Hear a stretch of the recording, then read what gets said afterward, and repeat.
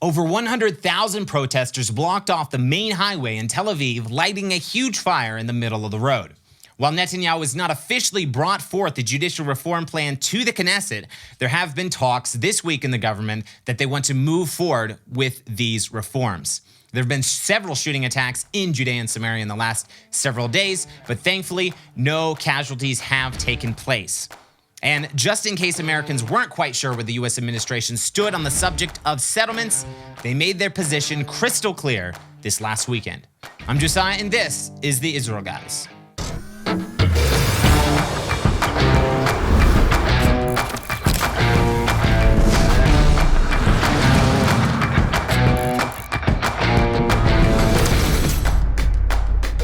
Welcome to the Israel Guys, where we believe that in a world of Jew hatred and anti-Israel propaganda, you should have a direct connection to the land and people of Israel. Welcome back to the show, guys. Thanks for tuning in today to your direct connection to Israel and what is happening here in the land of Israel. There's been a lot that's happened in the week previous, terrorist attacks, different things happening, government, and we're going to talk about all of that. Maybe not all of it. We don't have time for that, but most of that on the show today. So first off, been rather silent on the issue of protests in Tel Aviv. Haven't heard so much in the news about it. I'm sure you haven't heard.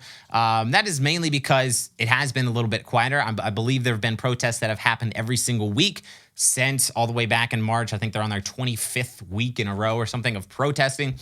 The judicial reforms, actually, they're more protesting Netanyahu's government, but under the guise of judicial reforms and under the guise of preserving democracy, what they like to say, that Netanyahu is wanting to cause the end of democracy with pushing forward these judicial reforms that would greatly increase democracy in actuality and restore a balance of power between the courts and Israel's parliamentary government. So two nights ago, Saturday night, tens of thousands of left-wing protesters gathered across several cities in Israel, mostly the cities on the coastal plain there, Tel Aviv, Haifa, I believe several happened in Ra'anana, different places, maybe in Jerusalem as well. Lots and lots of people gathered. According to the organizers of the protest, they said there were 130,000 people that gathered on Saturday night. Now, obviously, the organizers always like to exaggerate their numbers, not just saying on the left, also on the right as well. I'm sure there's some exaggeration that goes on for the organizers of protest, so it was probably not quite 130,000, but regardless, there was a lot of people that did protest. What are they protesting? Yes, judicial reforms. And by the way, these reforms have not been brought up by Netanyahu to the Knesset. They have not been brought forth as a thing to vote on, as a bill, laws to pass in the Knesset since March, when Netanyahu caved to the anarchists who tried to shut down the government, forcing Netanyahu to cave to these protesters, anarchists, saying that they did not want these judicial reforms to happen. Netanyahu froze the movement forward on the judicial reforms until a later date. They were saying after Passover, but Passover has been came and went long ago, and still they haven't officially brought forth the judicial reforms. And we're going to talk about, they are, I think, talking about it this last week, that maybe this is going to be brought up again very, very soon in the Knesset. But real quick, make sure you subscribe to the Israel Guys right down below. Hit that subscribe button, and we really, really appreciate you doing that because that helps us out. Also, hit that like button if you enjoy the shows on the Israel Guys. Also, social media pages. We've been very active on Twitter and Instagram and Facebook lately, posting content there. And it's not necessarily content that is posted on the YouTube channel, so make sure you go check us out there. Links in the description below. Hit that follow button. We really, really appreciate it there as well. So according to I-24 News, I'm going to read it here. It says, Israelis opposed to the planned judicial reform of Prime Minister Benjamin Netanyahu's government turned out in force once more on Saturday as protests entered their 25th week in a row. Some 95,000 demonstrators took part in the main rally in Tel Aviv. Banners were held with slogans such as "Israel is burning" and called on Netanyahu an enemy of democracy. His government maintains that the reform of the judicial system aims to rebalance powers by reducing the prerogatives of the Supreme Court, which it considers to be politicized, in favor of Parliament. At the end of March, Netanyahu announced a pause in the project to give dialogue a chance, but on June 18th, he promised to advance work on the reform without giving further details. This announcement came a few days after the suspension of the participation of two of the main leaders in the Israeli opposition, Yair Lapid and Benny Gantz in the talks. So that's from I-24 News. So basically, they're demonstrating against judicial reforms again. And since Netanyahu paused the judicial reforms back in March, when the protesters tried shutting down the country, they shut down the airport, they blocked major highways, all this craziness happened. We talked about it back in March. You can go watch the show then. Since that has happened, there's been this pause. There have been talks between the government, Netanyahu's coalition, and the Israeli opposition on what the reform should look at. Maybe they should change some wording in the reforms. Maybe they should change parts of the reform so that more people agree and we can actually push forth a reform in Israel that there would be a majority consensus on, which actually would be very good for Israel. Now, having the left push their agenda on the reforms and take out some key issues that may actually harm the state of Israel is not good. But what is good is that there would be more agreement in these reforms, not just passed by a slim majority, because then if there was a left-wing government to come into power after this government is maybe gone, then they would just reverse all those laws that were pushed for these judicial reforms. They could just put it back to the way it was or do something else with their majority as well. So you do want there to be a larger consensus with the reforms pushing forth. So in Tel Aviv, they blocked a major highway, the Ayalon highway there in Tel Aviv. You can see in this photo, looks like they lit a huge fire right in the middle of the road. Blocked cars. They said there's around 95,000, according to I-24 News, 95,000 people participating in the demonstrations in Tel Aviv. They were also seen, I think, at Dizengoff Street there as well. But just a little bit of perspective. Who are the people that are actually anti this reform and anti Netanyahu's government? I've actually been to these protests. We went back several weeks ago to the protests in Tel Aviv to talk to some of the people there and different things. And the people you see there, you see a lot of Israeli flags. They fly a lot of Israeli flags. They fly a lot of pride flags. You see trans flags. You see Palestinian flags. I even saw a communist flag while I was out there. Kind of a little bit off from their claim that they're trying to preserve democracy, but I did only see one of those. There was not like a lot of people that were flying the communist flags.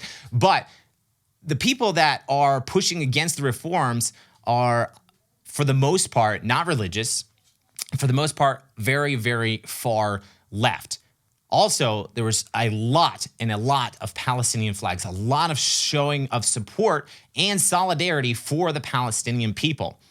Now, what's crazy to me about that is that 2 days ago, they say there was over 100,000 people protesting judicial reforms, and I'm sure a lot of them in Palestinian flags protesting for the Palestinians as well, when just last week, there were 4 Israelis murdered by Palestinian terrorists who opened fire on them in cold blood, murdered them in cold blood. So these are Israelis, left-wing Israelis, who are protesting and showing support for Palestinians who are murdering their own brothers and sisters in Judea and Samaria. It just kind of blows my mind a little bit to realize the difference in views, and that these people do not, I don't know if they just do not know, they're uninformed, or they choose to ignore the reality on the ground of what is actually taking place within these Palestinian communities and within the Jewish communities that live so close together here in Judea and Samaria. So while all this is happening in Tel Aviv, there's still terrorist attacks. There's still attacks that are happening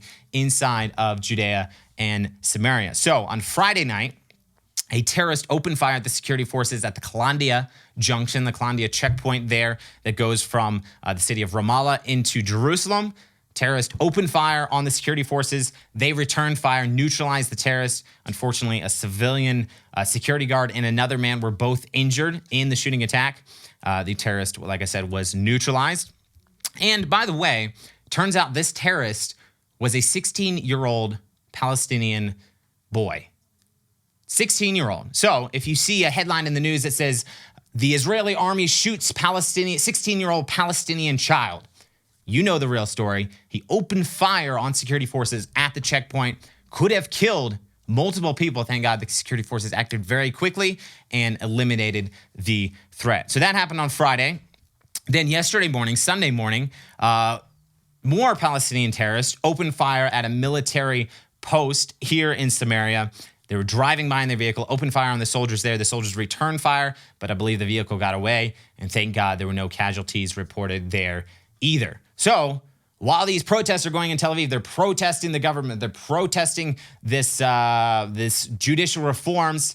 They're standing in solidarity with the Palestinians and the trans people and the LGBTQ, LMNOP, whatever people. They're standing in solidarity with those people as well. Same time, there's these terrorist attacks that continue to happen almost on a daily basis here in Judea and Samaria, putting Israelis' lives at risk. Guys, real quick, I want to tell you about our friends at the Rehovot Soup Kitchen. Sarah is a single mother in Israel. She works tirelessly day and night, but still struggles to provide food for her young children, Miriam and David. Today, you have the power to change that. For a donation of just $50, you can provide a food bag filled with fresh fruits and vegetables, bread, and other essential items, enough to feed a families like Sarah's for an entire week. Delivered late at night, these bags resemble any other supermarket delivery, preserving the dignities of the families that receive them. Now, imagine Sarah startled by a late night knock at the door.